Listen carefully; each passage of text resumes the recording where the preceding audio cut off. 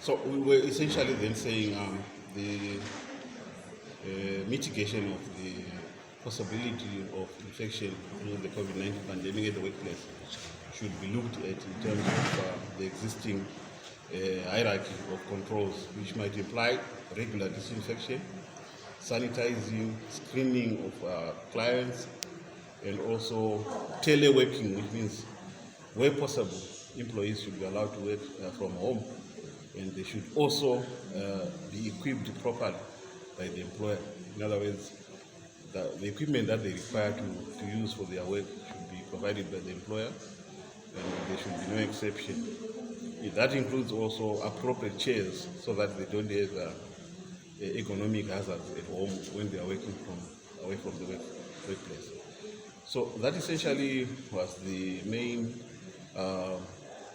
aspect of what we did yesterday under the review of our COVID-19 response strategy. Basically, that's all.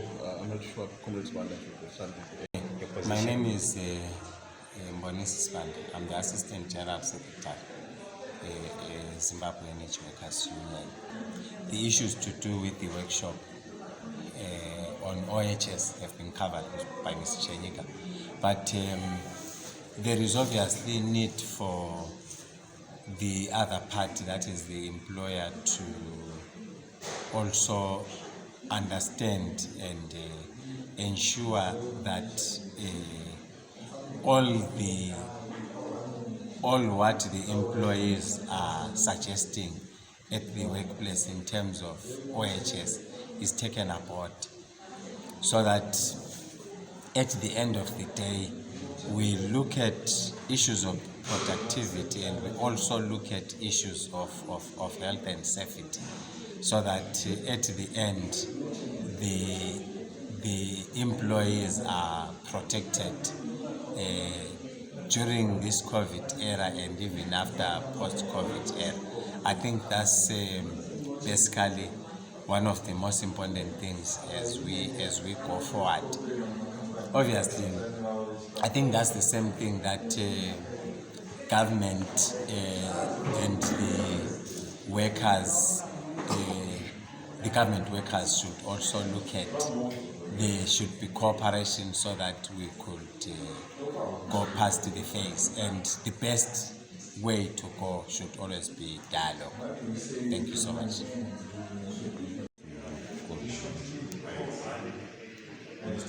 Well, we don't have the statistics at the end, although we understand that, we indeed had some victims within our membership, and some lost relatives and close family members. Then the other, today, the workshop for today was to review the ZEWU 5-year strategic plan, which we came up with in 2016 at Kadoma.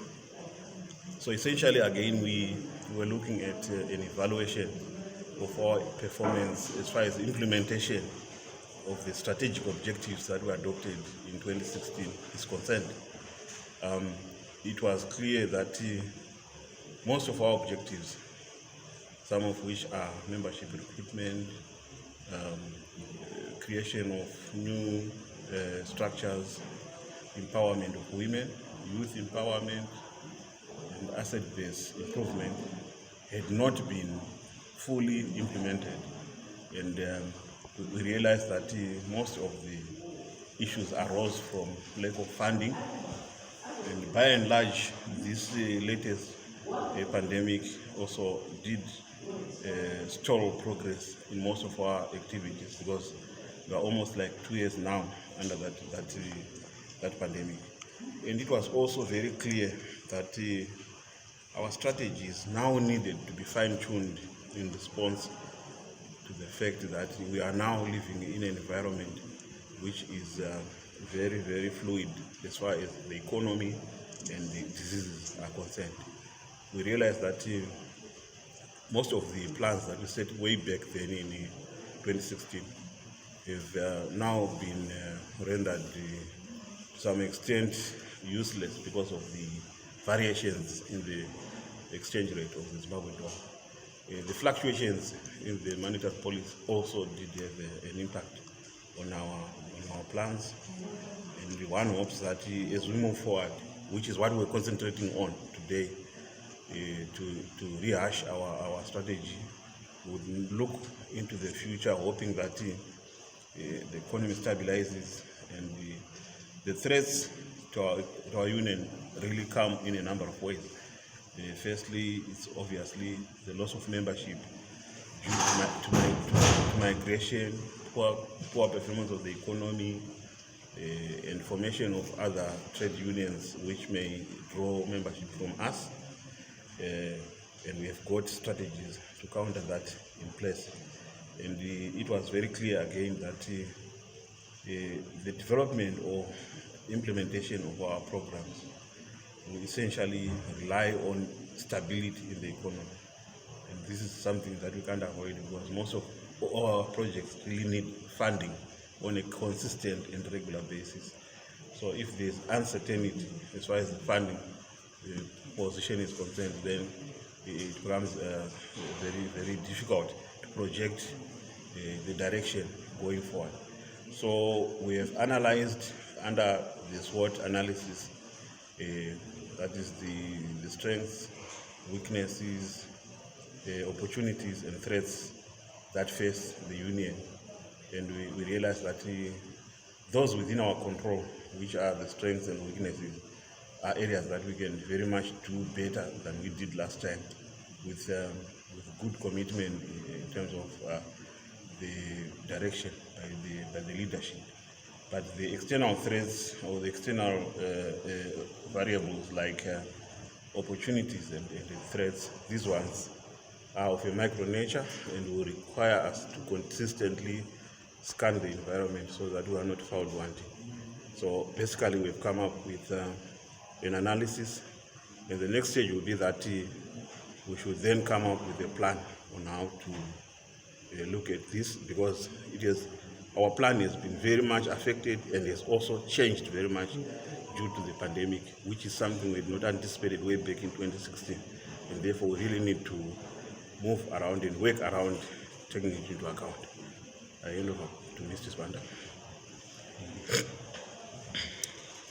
Thank you very much, Ms. Chanyika.